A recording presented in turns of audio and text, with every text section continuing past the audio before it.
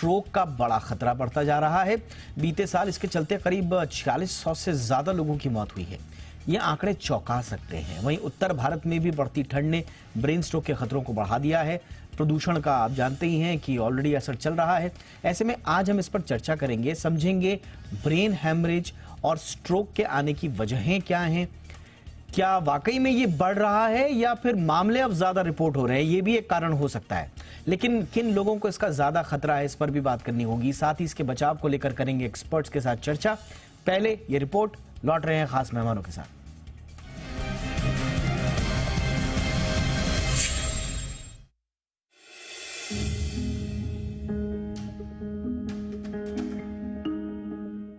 Sugar की बीमारी हो या हार्ट डिजीज या फिर ब्लड प्रेशर की समस्या, खराब लाइफस्टाइल और बेतरतीब खान पान के चलते ये बीमारियां पहले तो चुपके से हमारी बॉडी में पैठ बनाती हैं, फिर दूसरी कई जानलेवा बीमारियों की वजह भी बन जाती हैं। ब्रेन हेमरेज और स्ट्रोक इसके सबसे बड़े उदाहरण हैं। महानगरों में इनमें मामले तेजी से बढ़े हैं। खासकर मुंबई की बात करें तो ब्रेन हेमरेज और स्ट्रोक के जो आंकड़े सामने आए हैं वो बेहद डरावने हैं। बीएमसी की माने तो पिछले साल अकेले मुंबई में ब्रेन हेमरेज से मरने वालों का आंकड़ा 2500 के पार रहा। वहीं ब्रेन स्ट्रोक से मरने वालों की संख्या 2000 से अधिक रही। यानी पिछले साल रोजाना इन दोनों बीमारियों से 12 से अधिक लोगों की मौत हुई। दरअसल ब्रेन हेमरेज और स्ट्रोक के लक्षण काफी हद तक मिलते जुलते हैं, लेकिन इसमें मामूली फर्क होता है। आमतौर पर जब दिमाग की नसों में ब्लीडिंग होती है तो इसे हेमरेज, और जब दिमाग की नसें फट जाती हैं तो इसे स्ट्रोक कहते हैं। ब्रेन हेमरेज दुर्घटना या सिर में चोट लगने से भी हो सकती है। वायु प्रदूषण भी ब्रेन हेमरेज की एक बड़ी वजह बन सकता है।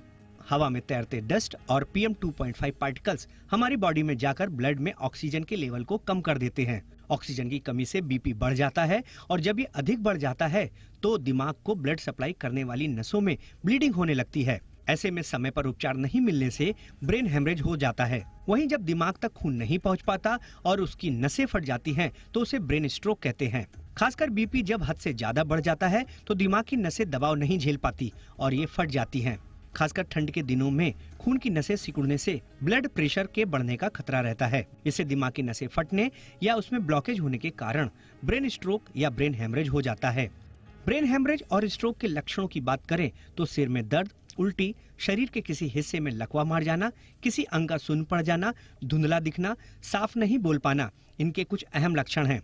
वहीं चेहरे का सुन्न पड़ना और एक हाथ और पैर का कमजोर पड़ना ब्रेन स्ट्रोक के कुछ ऐसे खास लक्षण हैं जो घातक साबित हो सकते हैं।